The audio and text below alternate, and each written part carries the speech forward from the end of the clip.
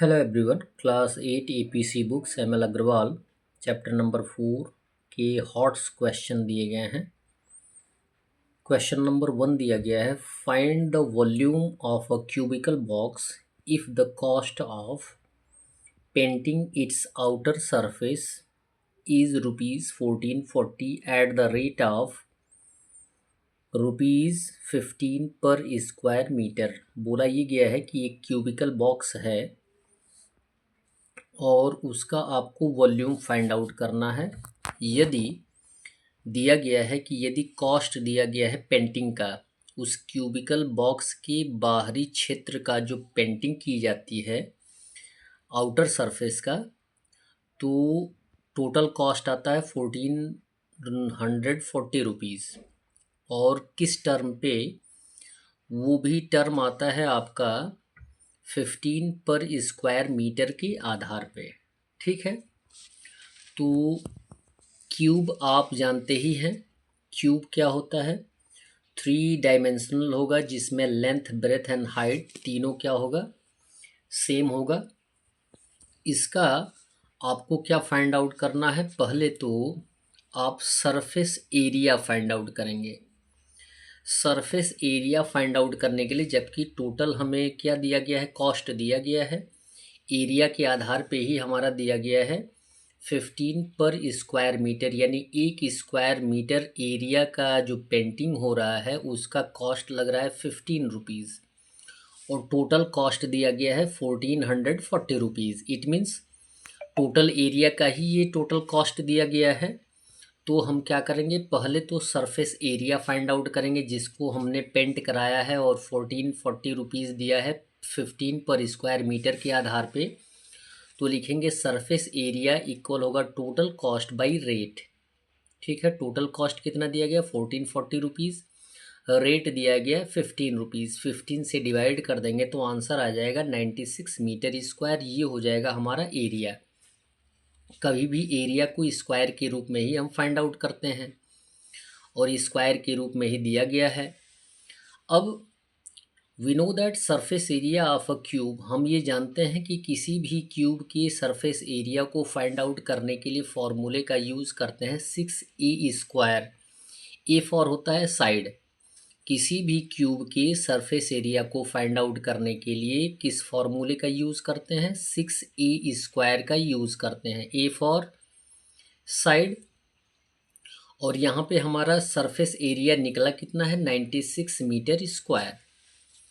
और जबकि हमें साइड फाइंड आउट करना है तो हम इसको और करके ऐसे भी लिख सकते हैं, लेफ़्ट टू राइट और राइट टू लेफ़्ट भी कर सकते हैं, या मोस्टली हम अपने सुविधा अनुसार जिनको फाइंड आउट करना होता है उनको हम लेफ़्ट साइड ही लिखते हैं, यानी इक्वल के लेफ़्ट साइड लिखते हैं जिनको फाइंड आउट करना होता है, और जो राइट साइड हम फाइंड आउट किए होते हैं उनको लिखते हैं, यानी जो गिवन होता है तो लिख देंगे और करके 6a² हो जाएगा सरफेस एरिया। 6a² हो जाएगा surface area is given 96 metre square.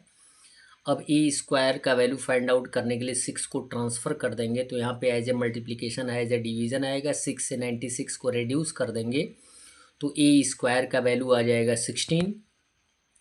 अब जबकि a का वैल्यू फाइंड आउट करना है तो क्या करेंगे, इधर भी रूट का यूज़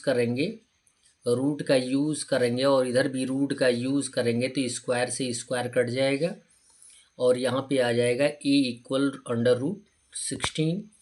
16 का स्क्वायर रूट फाइंड आउट कर देंगे तो साइड का वैल्यू आ जाएगा 4। अब यदि हमने उस क्यूब के साइड को फाइंड आउट कर लिया है, जबकि a का वैल्यू फाइंड आउट किया है और a को ही हमने माना है साइड, ठीक है, तो a इक्वल साइड है तो वॉल्यूम हम फाइंड आउट कर सकते हैं उस क्यूब का, क्योंकि हमने ऑलरेडी साइड फाइंड आउट कर लिया है।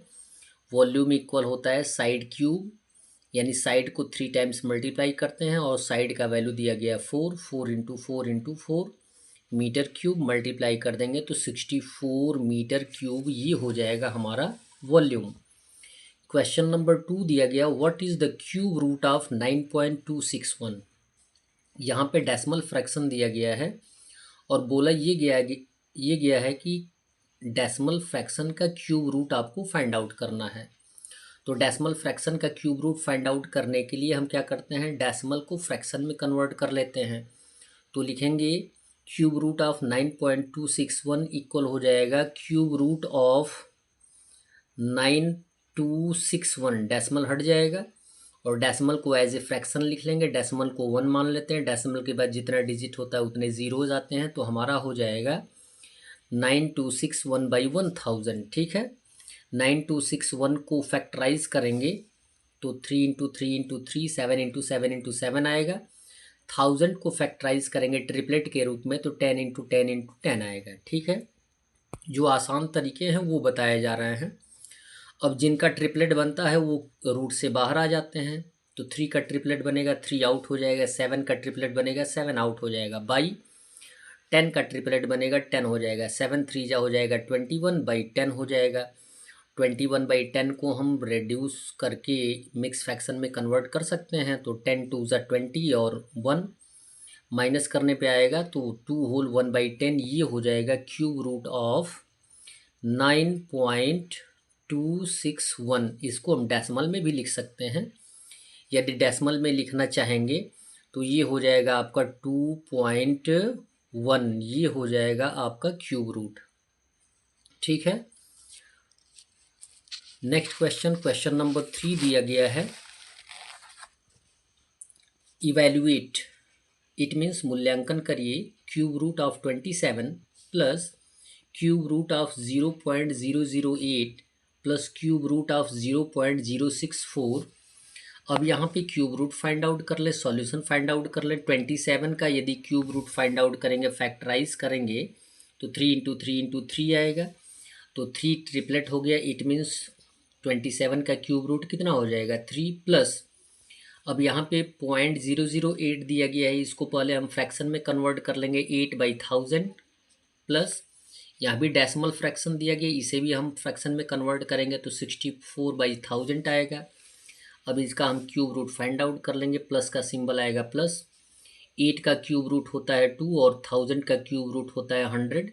कुछ ऐसे भी आंसर आपके मस्तिष्क में होने चाहिए, आपको बार बार फैक्टराइज करने की आवश्यकता ना पड़े, डिवाइड करने की, मल्टीप्लाई करने की आवश्यकता ना पड़े।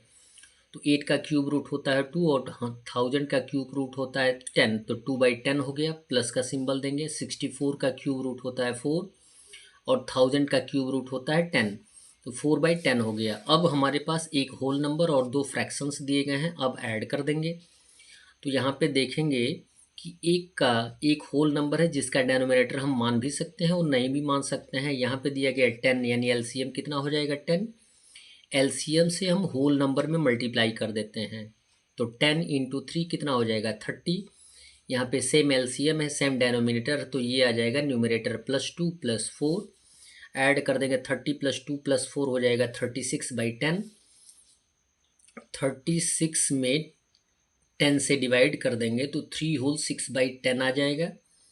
और यहाँ 6/10 को हम रिड्यूस कर सकते हैं 2 से, 2 3 ज़ा 6, 2 5 ज़ा 10, तो आंसर के रूप में आएगा 3 होल 3/5।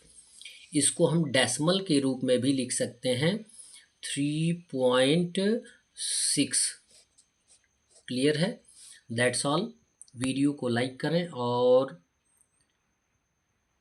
चैनल को अवश्य सब्सक्राइब करें।